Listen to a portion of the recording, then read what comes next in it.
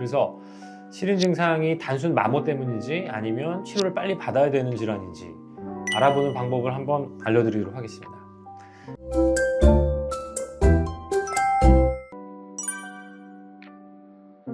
치과에서 가장 흔하게 듣는 증상 중 하나 꼽으라면 아마 이가 시려요일 건데요. 이런 경우에 환자분들은 보통 대번에 이제 충치가 생긴 게 아닌지 걱정하시거든요.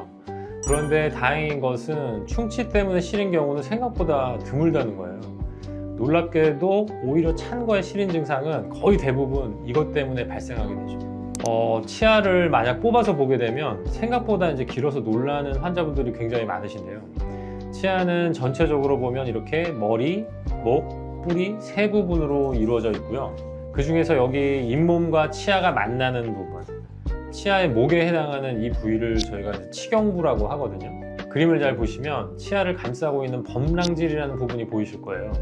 이 범랑질에는 찬 것이 닿거나 자극이 돼도 시리지가 않아요. 치아의 감각은 바로 이 상아질이라는 속살에 해당하는 부위부터 시작되기 때문인데요.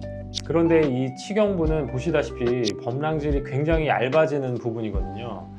이 치경부의 범랑질이 약간이라도 벗겨진다면 치아의 속살이 드러나면서 찬 거의 시린 증상이 나타나게 되죠. 이 질환의 이름을 바로 치경부 마모증이라고 하고요. 찬 것에 시리다고 찾아오시는 환자분들의 거의 한 3분의 2 정도 이상은 바로 아마 이 치경부 마모증 때문이라고 보시면 돼요.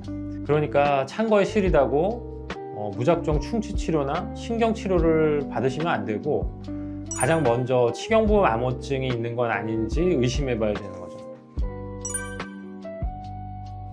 이 치경부 마모증의 대표적인 증상이 이제 찬물이나 양치질 할 때 시리다는 건데요.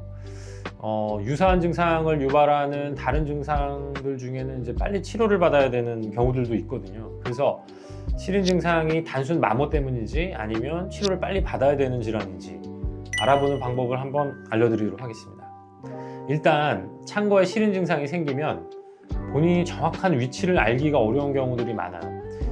왜냐하면 치아에는 위치 감각이 없기 때문이에요. 심지어 위아래도 잘 구분 못 하시는 경우들도 있을 정도고 치아 한두 개 정도는 앞뒤로 굉장히 많이 틀리시거든요.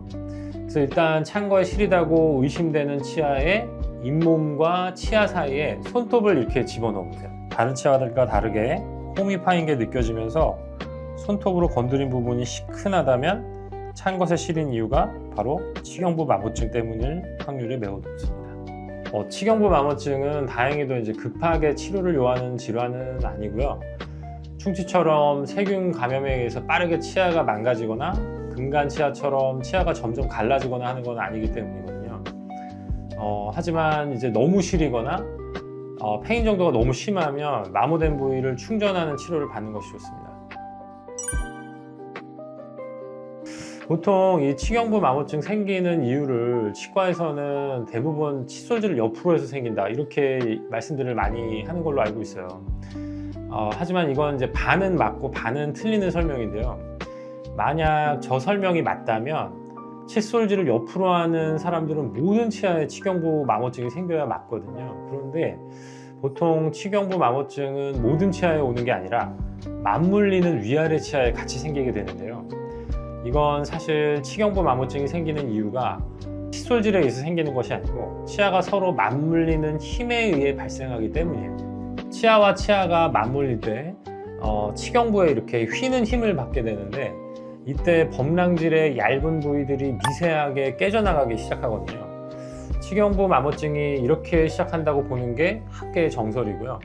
여기에 칫솔질을 옆으로 하게 되면 마모를 조금 더 심화시킬 수는 있지만 1차적인 원인은 아니에요. 그래서 치경부 마모증은 오히려 이갈이가 있는 분들이나 씹는 힘이 강하신 분들한테서 많이 발견이 됩니다. 보통 치경부 마모증은 레진이라는 재료로 이 마모된 부위를 때우게 되는데요. 경미한 경우는 굳이 때울 필요는 없고 지각과민 처치라고 해서 얇은 코팅을 해서 치료를 마무리하기도 합니다. 레진이란 재료는 보험이 안 되는 재료라서 보통 치과에서 한 5만 원에서 10만 원 정도의 진료비가 발생을 하는데 이와는 다르게 이제 글래스 아이오노머라는 보험 재료도 가능하거든요. 글래스 아이오노머 같은 경우는 진료비가 거의 한 10,000원 정도로 이렇게 부담스러운 수준은 아니고요. 다만 이 치경부 마모증은 계속 이 휘는 힘에 의해서 탈락하는 그런 성질을 가지고 있기 때문에 치료의 수명이 좀 짧은 편인데, 글래스 아이오노머 같은 보험 재료의 경우는 탈락률이 꽤 높은 편이에요.